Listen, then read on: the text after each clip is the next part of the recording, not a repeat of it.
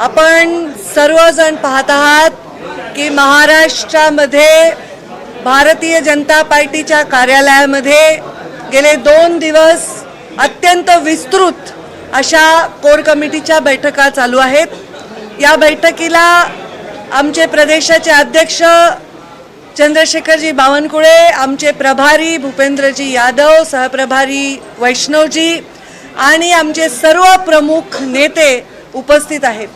या बैठकीमध्ये गेले 2 दिवस अत्यंत विस्तृतपणे आणि अत्यंत अभ्यासपूर्ण चर्चा आम्ही केली। सगळ्या महाराष्ट्रातील सर्व मतदारसंघाची विस्तृत चर्चा झाली। आमच्या सोबत महायुतीमध्ये असलेले आमचे जे शिवसेना आहे आणि राष्ट्रवादी आहे यांच्या समवेत महायुतीची जास्तीत जास्त उमेदवार कसे निवडून येतील याचा प्रयत्न करण्याच्या संदर्भामधली एक व्यूहरचना देखील या बैठकांमध्ये आम्ही चर्चेमध्ये घेतलेली आहे। आमचा आता अधिवेशन देखील पूर्ण राज्य पातळीवरचं राज्य कार्यकारिणीचं अधिवेशन पुणे येथे बालेवाडी येथे होत आहे। याला आमचे राष्ट्रीय नेते देशाचे गृहमंत्री अमितभाई शहा देखील उपस्थित राहणार आहेत आणि त्या अधिवेशनामध्ये महत्त्वाचे विषय जे चर्चेला घेतले जाणार आहेत त्याच्यावर देखील आत्ताच्या आमच्या बैठकांमध्ये अत्यंत सुंदर आमची चर्चा झाली। आत्ताच सरकारने जे बजेट मांडलेलं आहे ते बजेट लोकांपर्यंत अत्यंत सकारात्मकपणे गेलेलं आहे। अत्यंत सुंदर योजना त्याच्यामध्ये लाडकी बहीण ही योजना आहे, त्याचबरोबर सौर पंपाच्या वीज बिल माफीच्या संदर्भामधली महत्त्वाची योजना आहे।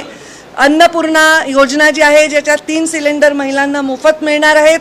अशा अनेक योजना यांच्यावर चर्चा सुद्धा झाली। याच्यामध्ये आता अनेक विद्यार्थ्यांना विविध शिष्यवृत्तीचा लाभ वगैरे मिळालेला आहे। याही योजनांवर आमची चर्चा झाली आणि या योजना 97,000 बूथपर्यंत पोहोचवण्यासाठी भारतीय जनता पार्टी आणि महायुतीचा प्रत्येक कार्यकर्ता चार्ज होऊन कामाला कसा लागेल याच्या संदर्भामध्ये सुद्धा आमचं प्लॅनिंग आणि आखणी या बैठकांमध्ये झाली।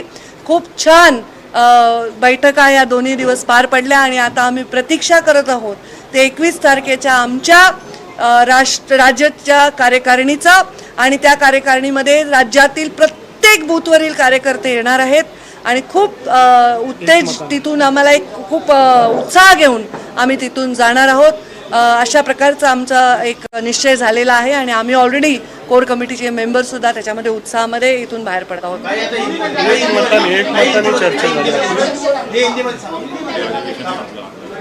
आज और कल दोनों दिन पर आपने सबने देखा कि हम कोर कमेटी की हमारी बैठकें ले रहे हैं। ये बैठक हमारे राज्य के अध्यक्ष चंद्रशेखर जी बावनकुळे और हमारे प्रभारी भूपेंद्र भाई यादव, सह प्रभारी वैष्णव जी और सभी नेताओं के साथ मिलकर ये बैठकें हो रही हैं। इसमें बहुत डिटेल में हमारी चर्चा हुई। सारे विधानसभा क्षेत्रों के बारे में हमारी अच्छे से चर्चा हुई है। हमारे महायुति में हमारे साथी शिवसेना और हमारे साथी एनसीपी, इनके साथ हर चुनाव क्षेत्र में हम ज़्यादा से ज़्यादा ताकत लगाकर जीत कैसे हासिल करें इसके बारे में हमने बहुत डिटेल में चर्चा की है। इसके अलावा हमारी जो कार्यकारिणी होने जा रही है, राज्य की कार्यकारिणी जो 21 तारीख को पुणे बालेवाड़ी में होने वाली है, इस कार्यकारिणी में जो विषय चर्चा में लिए जाएंगे जिससे हर बूथ का जो कार्यकर्ता हजारों 5,500 कार्यकर्ता वहाँ उपस्थित रहेंगे।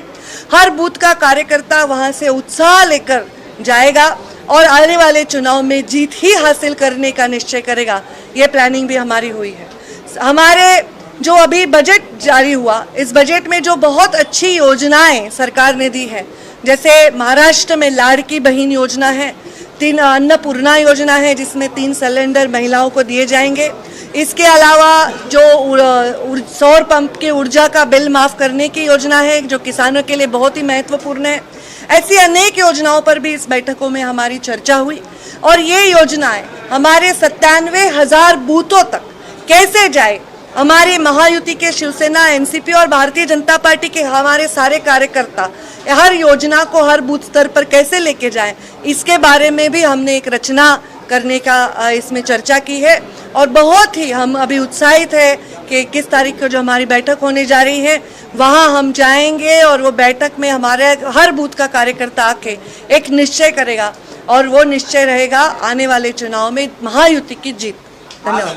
आजच्या बैठकीमध्ये नेमक्या कुठल्या मुद्द्यांवर आणि कुठल्या विभागाच्या मतदारसंघांबाबत चर्चा झाली? सर्व आजची बैठक आणि कालची बैठकामध्ये या राज्यातील प्रत्येक विधानसभेच्या मतदारसंघावर चर्चा झालेली आहे आणि जो मतदारसंघ भारतीय जनता पार्टीकडे आहे आणि जो मतदारसंघ आमच्या मित्र पक्षांकडे आहे आणि त्याच्यामध्ये भाजप काय योगदान देऊ शकते, जो भाजपकडे त्याच्यात मित्र पक्षांचं काय योगदान घेता येऊ शकतं याच्यावर अत्यंत सुंदर आणि विस्तृत आमची चर्चा झालेली आहे। 97,000 बूथचा उल्लेख केला, त्या 97,000 बूथ बाबत किंवा एकंदर लोकसभेच्या निकालानंतर संघटनात्मक पातळीवर काही महत्त्वाचे बदल किंवा संघटनात्मक पातळीवर काही वेगळ्या योजना किंवा काही वेगळे बदल करण्याचं काही अपेक्षित आहे? असे काही बदल असतील तर ते आपल्याला प्रेसद्वारे कळवण्यात येतील।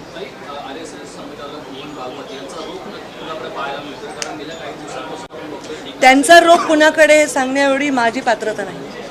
केंद्र सरकारच्या योजना लोकसभेच्या वेळेस इम्प्लिमेंटेशन करण्यासाठी भाजप महाराष्ट्र कमी पडला आणि आता विधानसभेसाठी काय स्ट्रॅटेजी असेल? भाजपा अत्यंत चांगल्या पद्धतीने निवडणुकीमध्ये उतरलेला आहे।